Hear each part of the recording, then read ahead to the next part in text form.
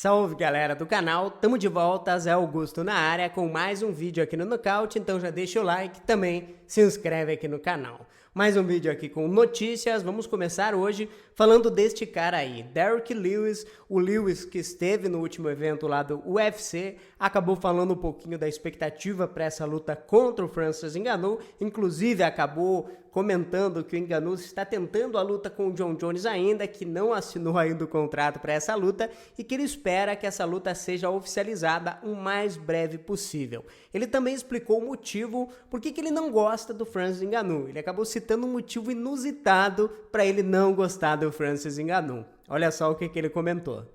Ele me faz parecer gordo quando estamos juntos, então foda-se o Ngannou, foda-se o Francis. Como algumas besteiras, mas a realidade é que eu não gosto de nenhum dos caras com quem eu luto. É uma forma que eu tenho de me concentrar para minhas lutas. Não quero ser amigo de nenhum deles. Bem, tá aí então a declaração do Derrick Lewis. Ele não gosta do Francis Ngannou simplesmente porque o Ngannou faz ele parecer gordo quando os dois ficam lado a lado. É um motivo bizarro.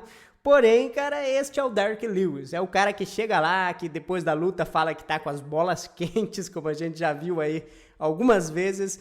É o tipo de cara aqui que o público gosta muito, o cara gosta demais aí do Derrick Lewis, porque ele é aquele lutador assim que não tem aquele shape, porém ele chega lá e se supera nas lutas, nocauteia, como foi na última aí, nocauteando um cara duríssimo como o Curtis Blaydes. Então é um cara que eu acho que mesmo essa luta não tendo o mesmo potencial de vendas que seria Ngannou contra Jon Jones, muita gente quer ver o que o Derrick Lewis pode fazer contra o Ngannou por causa do poder de nocaute. Desconsiderem totalmente aquela primeira luta, onde a gente viu lá uma bizarrice total, onde nenhum dos dois lutou. Nessa luta, valendo o cinturão, o Ngannou não vai querer deixar a cinta escapar e o Derrick Lewis também não vai querer perder essa oportunidade agora de chegar ao cinturão. Então, vamos aguardar para ver, mas eu acho que vai ser uma luta realmente muito boa para a gente acompanhar.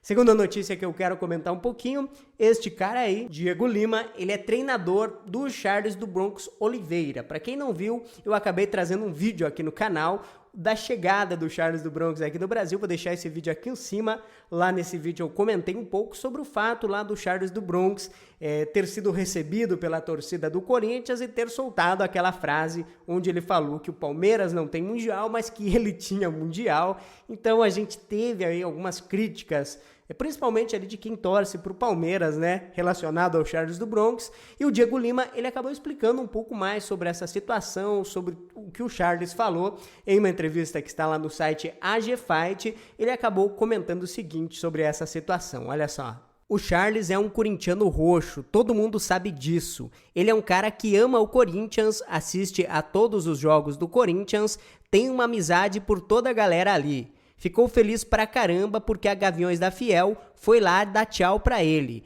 E agora Charles é o campeão mundial, é um campeão do Brasil. Em nenhum momento ele quis desrespeitar nenhuma torcida, isto eu garanto. Em nenhum momento ele falou alguma coisa para ofender alguém. Alguém ali falou e ele deu risada e repetiu, foi uma brincadeira. Eu não sou do futebol, não acompanho o futebol, eu sou da luta. Mas a gente vê as torcidas se provocarem, brincam e tiram sarro. Ele estava ali, a torcida também estava ali, eles falaram e o Charles repetiu. Mas eu garanto que em nenhum momento ele quis ofender, falar mal ou prejudicar. Acho que todas as torcidas podem ter certeza que o Charles é um campeão mundial. Ele é o campeão do Brasil, não de uma torcida em específico. Acho que quem se ofendeu pode repensar e rever isso, porque em nenhum momento foi para ofender. Fecha aspas. Bem, tá aí as palavras do Diego Lima, treinador do Charles Oliveira, do Charles do Bronx, explicando melhor então essa declaração do Charles depois que ele chegou aqui no Brasil. Lembrando que a entrevista completa está lá no site AG Fight. Bem, minha opinião sobre essa questão envolvendo futebol com MMA, cara, eu não tenho absolutamente nada contra, cara. Se o lutador quer entrar com o emblema do time ali no peito, como o Cigano entrou algumas vezes, como o próprio Minotauro entrava também representando lá o seu time do coração, ou mesmo o Anderson Silva, que chegou até entrar ali como bandeira do Corinthians e tudo mais. Então, eu acho que cada lutador é livre para torcer, para falar o que quiser. O Charles do Bronx, como o Diego Lima falou aqui, ele é um torcedor do Corinthians roxo. Então ele gosta muito de acompanhar os jogos. Eu não vejo problema nenhum, cara, dele chegar e falar assim, o Palmeiras não tem mundial e eu tenho. Eu não vejo problema nenhum, cara. Pra mim, não soa como um desrespeito a quem é palmeirense. É uma zoeira que faz parte do futebol, cara. Não é porque o Charles agora se tornou campeão mundial que ele não pode mais fazer esse tipo de brincadeira. Então, quem não gostou, como o Diego Lima falou aqui, cara, não foi um desrespeito e sim foi uma brincadeirinha. Ele estava no meio da Gaviões da Fiel, falaram a frase lá que o Palmeiras não tinha mundial, o Charles simplesmente repetiu. Então, continuem torcendo pro Charles do Bronx, tá bom, palmeirenses? E não fiquem bravos, tá?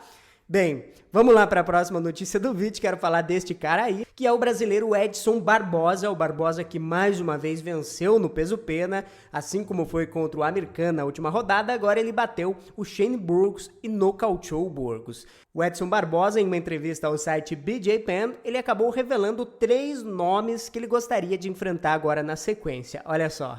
Quero enfrentar um top 5 na sequência. Acredito que eu mereço isso. Eu lutei contra os melhores do peso leve e quero encarar os melhores do pena também. Quero lutar no fim de agosto. Tomara que seja uma luta principal. Talvez o Max Holloway, o Calvin Kattar ou o Yair Rodrigues. Qualquer um deles faz sentido pra mim.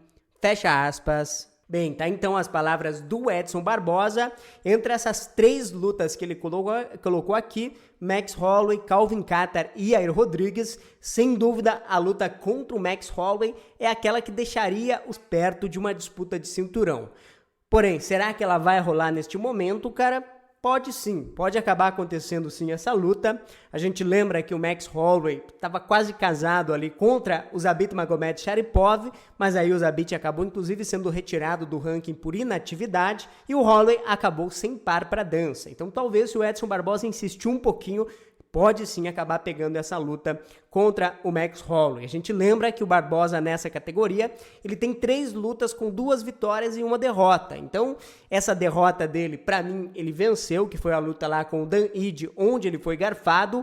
Calvin Kattar vem de derrota e Yair Rodrigues não luta há um tempão. Também seriam lutas muito boas pro Edson Barbosa, mas eu acho que a luta com o Max Holloway, cara, seria uma luta pro UFC mais vendável.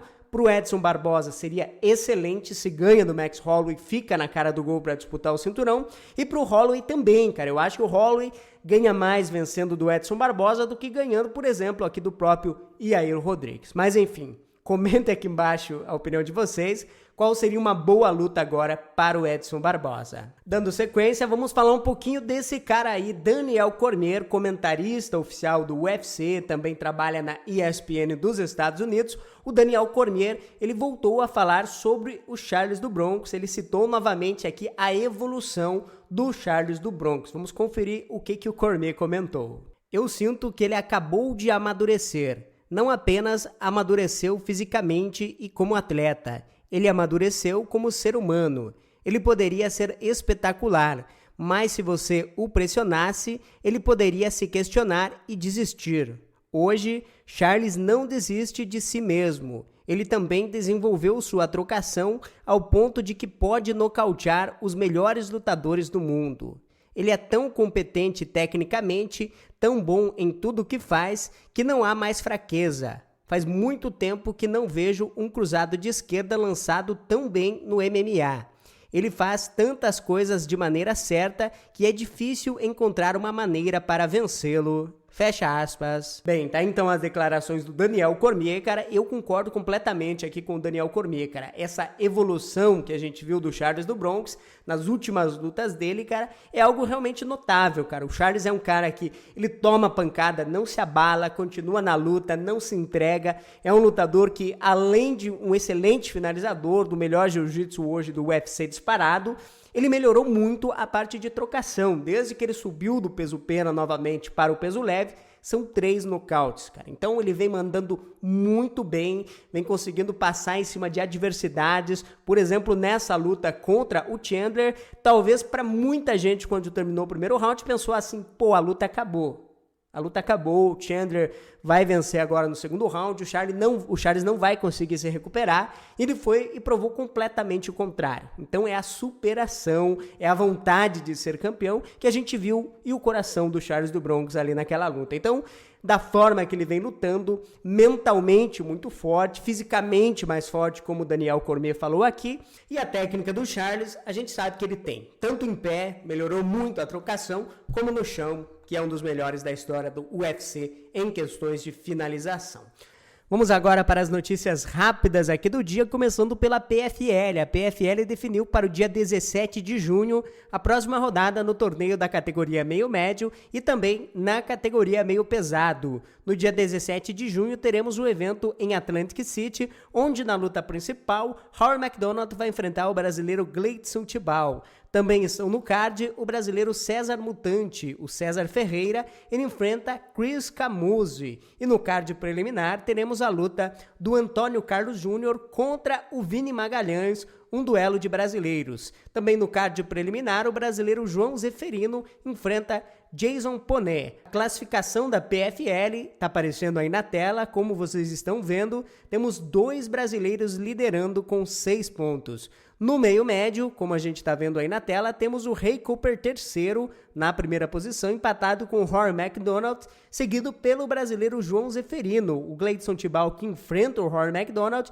ele está zerado e precisa muito da vitória neste evento. E a luta entre TJ Dillashaw e também Corey Sandhagen foi remarcada para o dia 24 de julho. Segundo o site MMA Junkie, será a nova data da luta que estava inicialmente marcada para o dia 8 de maio, mas naquela oportunidade o TJ Dillashaw teve uma lesão, teve um corte abaixo do olho e a luta acabou sendo transferida. Então no dia 24 de julho teremos este grande duelo entre TJ Dillashaw, retornando após 2 anos de suspensão por doping, enfrentando o Corey Sandhagen, luta que provavelmente vai definir o próximo desafiante ao cinturão do peso galo. Comente aqui embaixo as notícias de hoje, deixa o like aí para ajudar o canal, ainda não virou membro do canal Nocaute, não perde a chance, vá agora mesmo aqui embaixo, apenas R$2 por mês, você vira membro do canal e vai participar com a gente na resenha e também lá no palpitão dos membros.